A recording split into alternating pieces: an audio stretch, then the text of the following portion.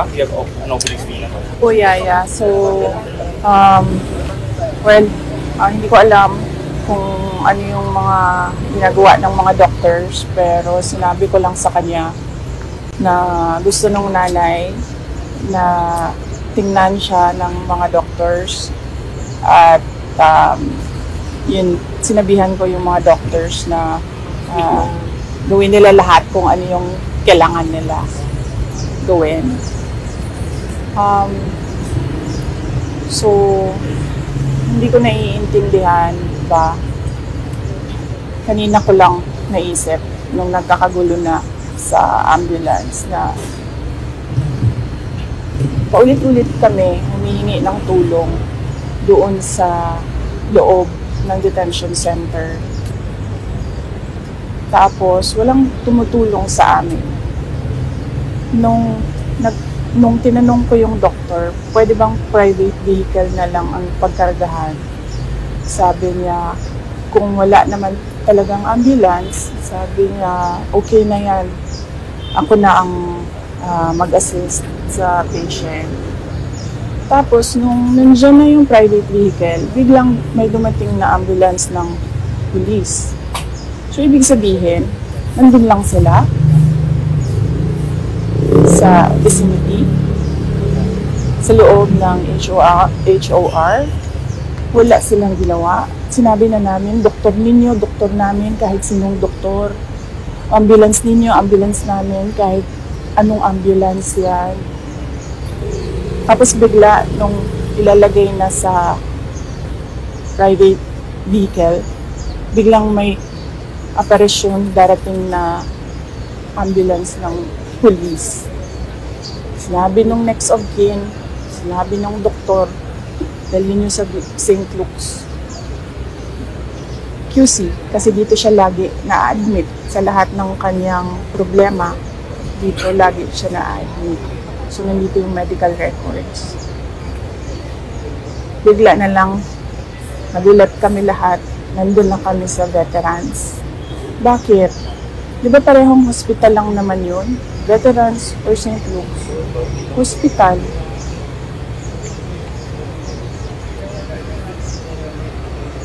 Tapos kanina, ayaw na naman nila tumulong. At hanap kami ng ambulance. Wala na namang ambulance. So sabi ko, magbayad na lang tayo ng ambulance. Kausapin natin ang St. Luke's. Anong pwedeng gawin? Nung dumating na yung ambulance ng St. Luke's, biglang meron na namang dumating na ambulance ng police. Tapos, nung nakita ko, nilagay nila naan naman doon sa ambulance nila yung pasyente. Tapos, sasarahan ako ng pinto sa mukha ko. Hindi ko alam paano niya gagawin yon. Isasara mo yung pinto na may tao doon. Paano mo masasara yung pinto? Paano tatakbo itong ambulance na ito? Masyadong sinungaling at scheming yung mga pulis ba? Na ganyan yung ginagawa nila sa pasyente. Sila yung nagsasabi kung anong gagawin yun sa pasyente. Sabi ko, doktor, ang mag-decide kung anong gagawin sa pasyente. Kasi hindi naman makakatakbo yung pasyente. She's hysterical. She's in pain. She is nauseous. So, saan pupunta yon? Lilipad ba ng Singapore yon? Hindi naman. Itong nag-uutos sa mga pulis, parang kriminal yung kanilang binabantayan. Tingnan nyo. Para itong kikibuloy they were wasting 300 personnel para hanapin ang isang tao. They're wasting so much manpower dito para bantayan ang isang tao na na-contempt lang. Tapos, ano yun? Kanang atikon pa ba ang mga tao ba? Nagmamadali na lahat kasi ang iniisip natin yung well-being ng pasyente, nagmamadali na lahat. Tapos, meron pa ang mga pulis na panlilin lang ba?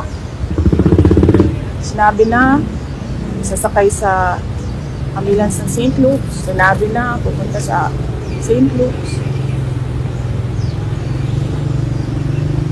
It's truly exasperating. Kahit pulis, hindi mo na maasahan na tumulong. Tapos, gugulangin ka pa. Tama ba yung term na ginamit ko? Gulang.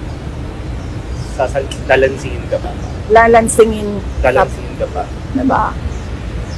Saan papuntang tao? Saan? Kung mismong congressman mo, papatayin ka, yung police, lalansingin ka, tingnan nyo yung palibot. Anong klaseng police yan? SWAT? Tingnan nyo yung dami ng SWAT dyan. Ano yun? Gangster? Drug lord? Chief of Staff lang yun ng Office of the Vice President. Na, for the record, hindi nag-abscond, hindi fugitive. Nag-attend ng hearing, nagpa-detain to cooperate.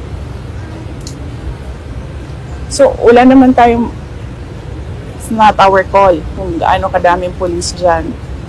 Diba? Pero, yung lalansingin ka ng police, hituhin ka ng police. Ano mo yung sabi ng doktor kanina?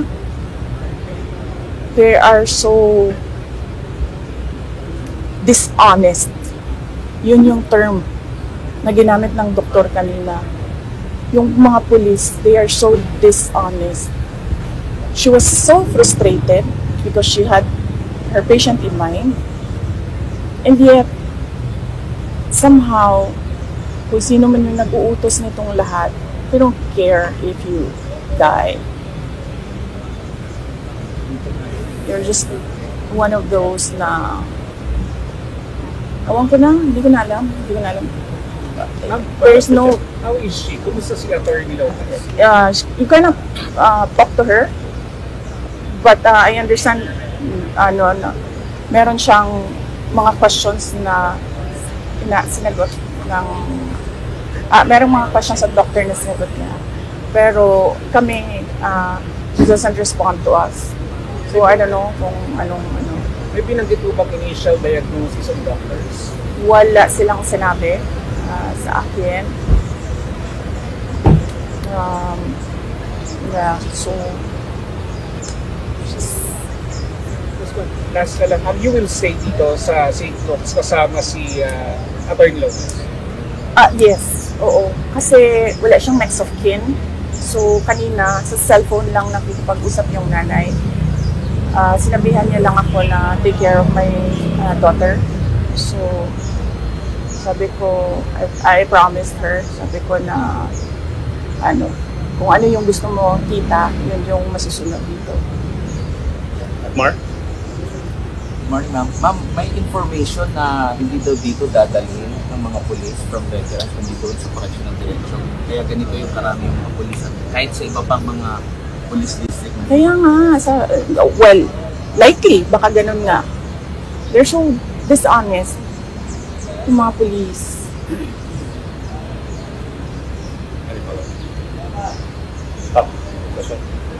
So if ever, ma'am, Alam mo yun, ngayon ko lang narinig yan, na kaya pala sinasakay nila doon sa ambulance.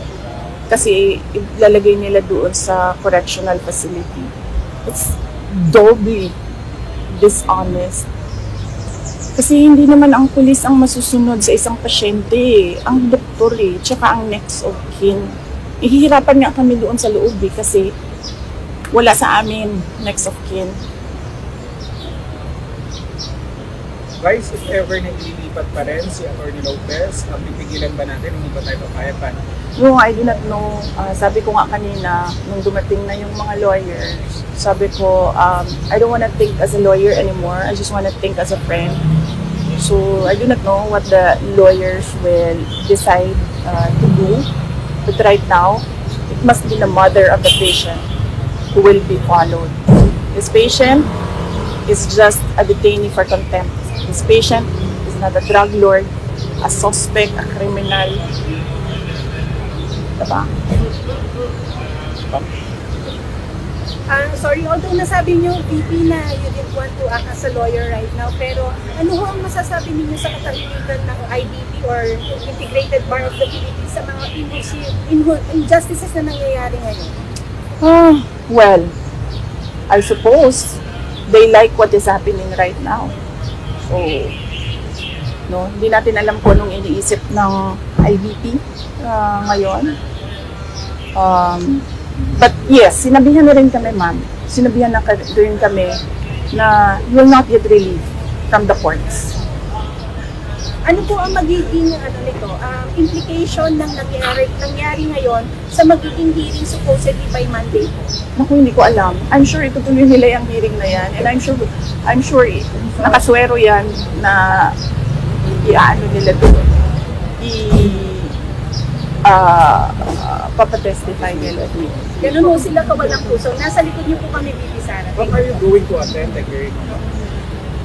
That is something na sinuggest na ng lawyer ko sa akin.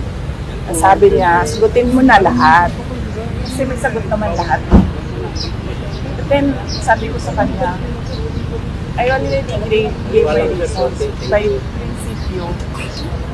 Bakit ako sasagot sa mga taong hindi naman, inosente. Mga sinungaling. Mga korap.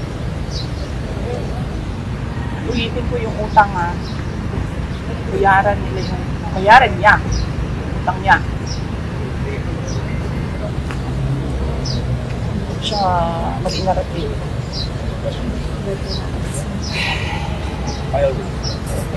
Wala no final words, but thank you.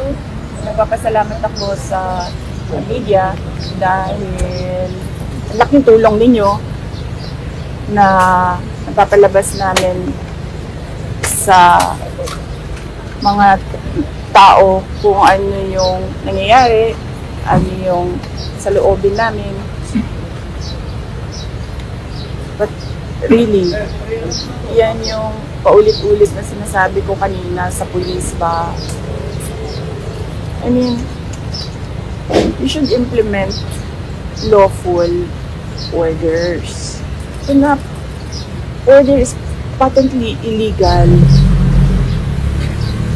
gagawin mo pa ba ang lahat to implement an illegal order? Saan ka nakahanap ng committee order na nangyari between 6:15 p.m. to 12 midnight on a Friday nang walang pasok ang House of Representatives? Na hindi naman man lang nila sinabi doon na we conducted a meeting with the permission of the Speaker. And look, pagdating ko doon, hindi mo man lang alam kung sino yung kausapin mo kasi wala yung Sergeant at Arms. I mean, hindi ba yun? I am the Sergeant at Arms. Here is an order. I am assisted by the police. Wala. Walang Sergeant at Arms. Kanina, you were begging. Sino ang pwedeng kausapin for an ambulance? And then ngayon ko lang naisip nung himasmasan ako dyan sa loob. Yung ambulance ng police nandun lang the whole time. Lumabas lang siya nung lumabas na yung private vehicle.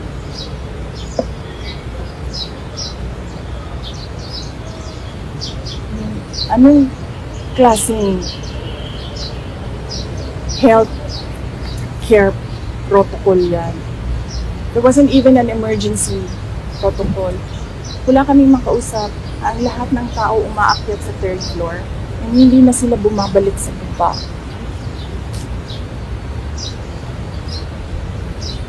Diba?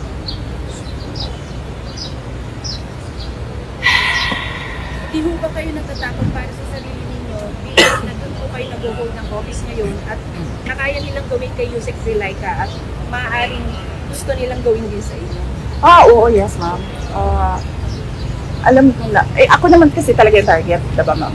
Ako talaga yung target. Except that, dahil nga wala silang ebidensya, ang ginagawa nila, iniipit yung mga tao, thinking na meron dyan isa magsasalita. Ang problema, kasi wala talaga silang ginawa. Bakit nila kine-question yung management style ko na on a need-to-know basis yung mga tao? Kung ang chief of staff, pakiramdam ko, hindi niya kailangan malaman ang isang bagay, bakit ko isasabihin sa chief of staff? Kung ang ASEC, hindi niya kailangan malaman ang isang bagay, bakit ko naman sasabihin doon? Bakit nila kina-question yung management style ko? Ang sasabihin nila, nagsisinungaling yung tao. Hindi naman nila kilala. Hindi nga nila alam, hindi ako nag-i-aircon eh. Kaya walang problema. May aircon man o wala. Naniniwala po ba kayong hostage taking ang ginawa nila kay Yusek Lopez? Ma'am, naniniwala ako na it was attempted homicide because she feared for her life.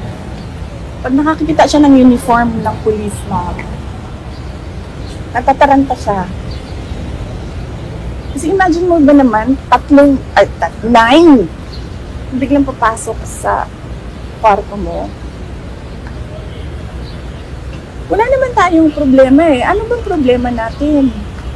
Nandoon nakadetain yung tao. Mag-a-attend ng hearing. Nagbibisita kami. Sinusunod namin yung oras ng pagbisita. I don't understand. Why do you have to antagonize a detainee who is fully cooperating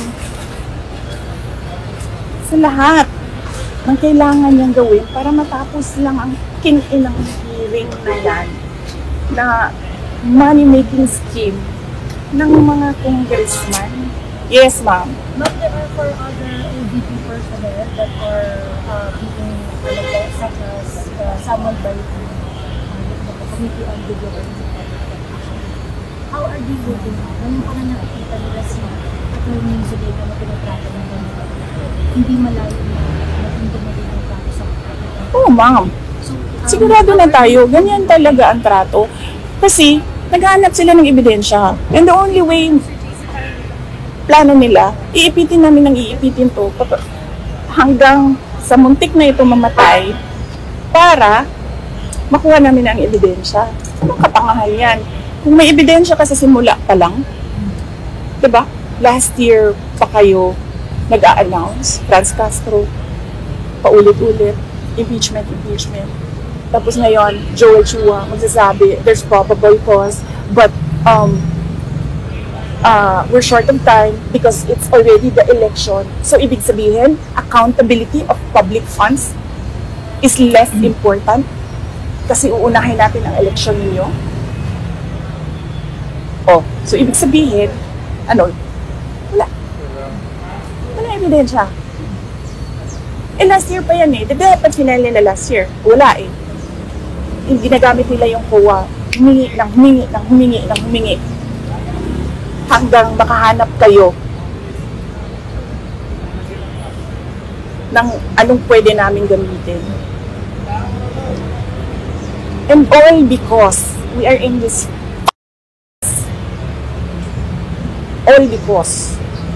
gusto ni Martin Romualdez mag-president.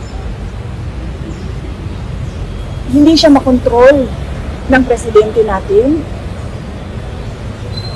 Na hindi marunong mag-desisyon. Walang decision-making skills at all.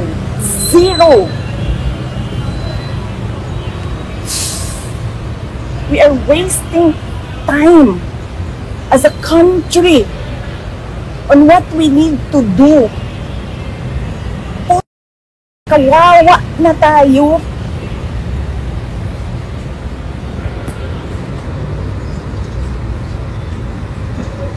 Pero nandito tayo.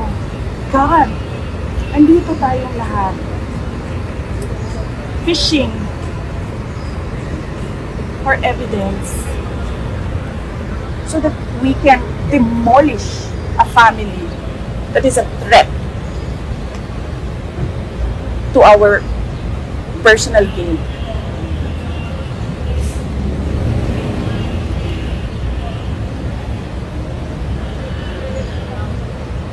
We are wasting time. This country should be working on being competitive, jumping to middle income, aspiring to be a first world economy. What are we doing? Doing nothing at all. Magkano ang dollar? Nasaan ang remittance ng mga OFW na inaasahan lagi ng gobyerno na hindi naman dapat?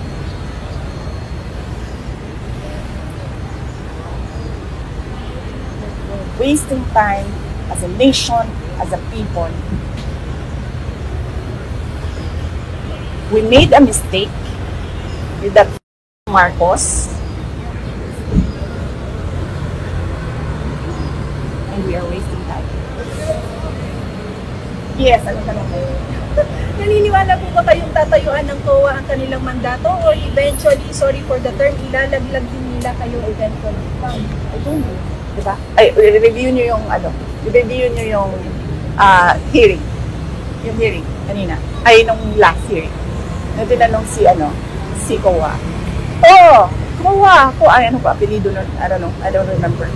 Diba? Gusto mo rin magtrabaho? Diba? Gusto mo rin magtrabaho? Yes! I need to work on the notice of suspension.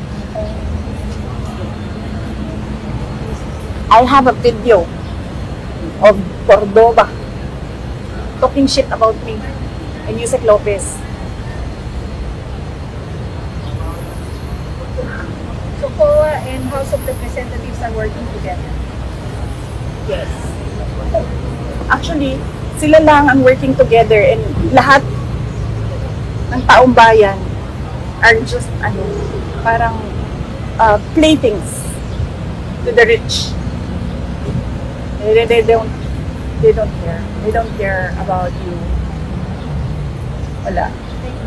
Ngayon, alas na lang, what will happen to Atty. Lopez po? Ano mangyari? Babalik po siya sa HOR or sinundan yung paano yung independent? Well, I really do not know right now what will happen to her.